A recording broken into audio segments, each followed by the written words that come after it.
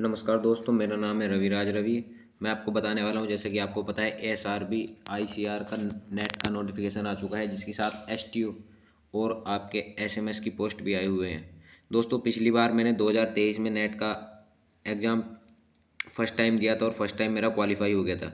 मैं एसएमएस और STO post के लिए जो था एलिजिबल नहीं था, इसीलिए दोस्तों मैं एसएमएस का एग्ज़ाम नहीं दे पाया था, क्योंकि फर्स्ट टाइम मैं एमएससी की मेरी जो मार्कशीट थी वो नहीं आई थी। दोस्तों, मैं आपको इसका पूरा प्रोसीजर आज बताता हूँ कि किस तरीके से आप एसएमएस वगैरह में अप्लाई कर सकते हो, क्या क्या प्रोसीजर रहता है।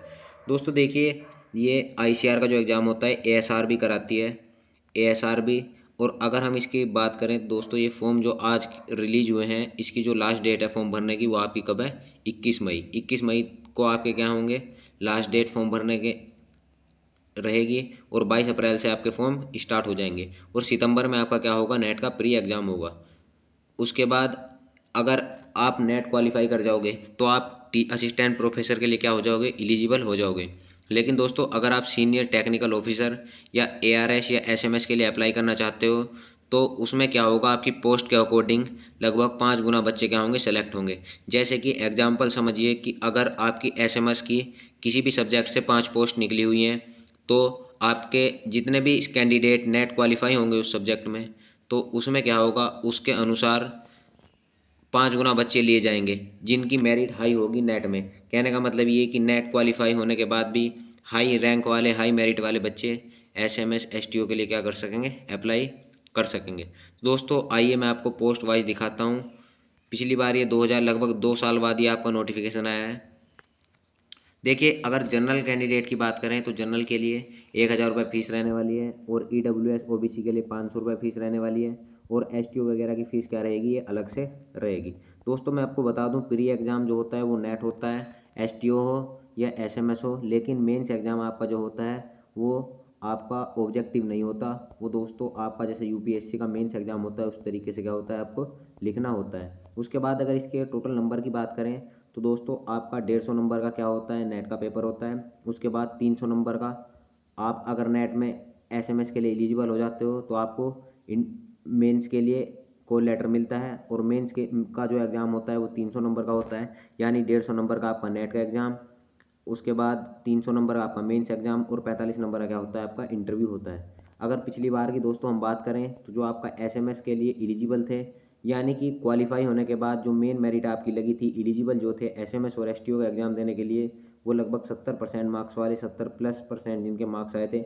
इसका मतलब दोस्तों ये है कि जो आपका एएसआरबी नेट है वो 50% पे जनरल वालों का, ओबीसी ईडब्ल्यूएस वालों का 45% पे, और एससी एसटी वालों का 40% पे क्वालिफाई हो जाता है। लेकिन अगर वो एसएमएस और एसटीए में बैठना चाहते हैं, उसका एग्ज़ाम देना चाहते हैं, तो दोस्तों उन्हें कम से कम 70% मार्क्स आपके एएसआरबी नेट में होने चाहिए, तभी आप क्या कर सकते हो? एलिजिबल हो मेंस एग्ज़ाम देने के लिए।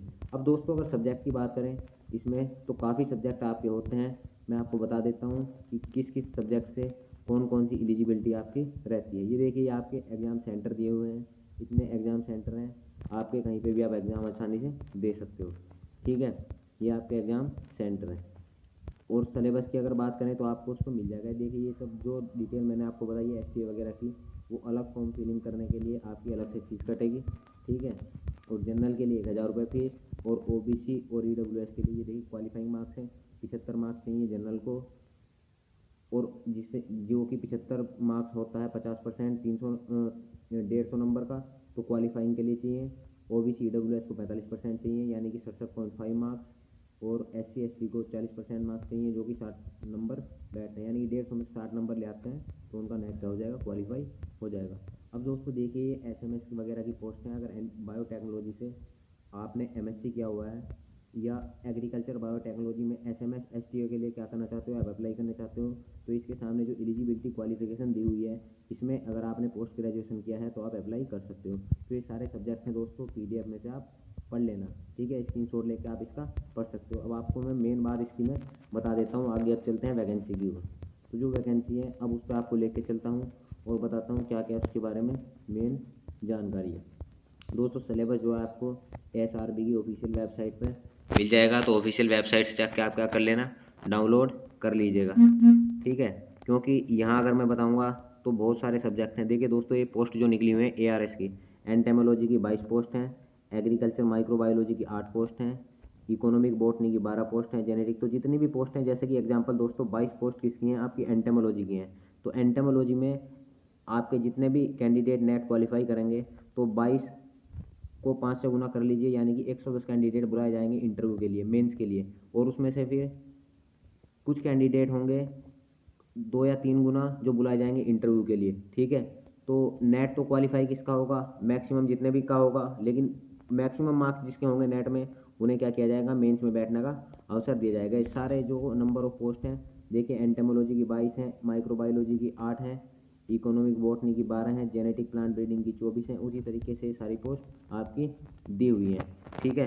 तो दोस्तों आप भी अभी तैयारी में लग जाइए, क्योंकि अभी क्या है, आपका अप्रैल में फॉर्म भरना स्टार्ट होंगे और लगभग अगर सितंबर तक बात करें तो लगभग 4 से 5 महीने आपके पास बचे हुए हैं और काफ़ी समय है। तो अच्छे से आप क्या कर सकते हैं, तैयारी कर सकते हैं। दोस्तों मैंने हॉर्टिकल्चर से नेट दिया था और 2023 में मेरा लगभग 58% के साथ मैं नेट क्वालिफाई हो गया था।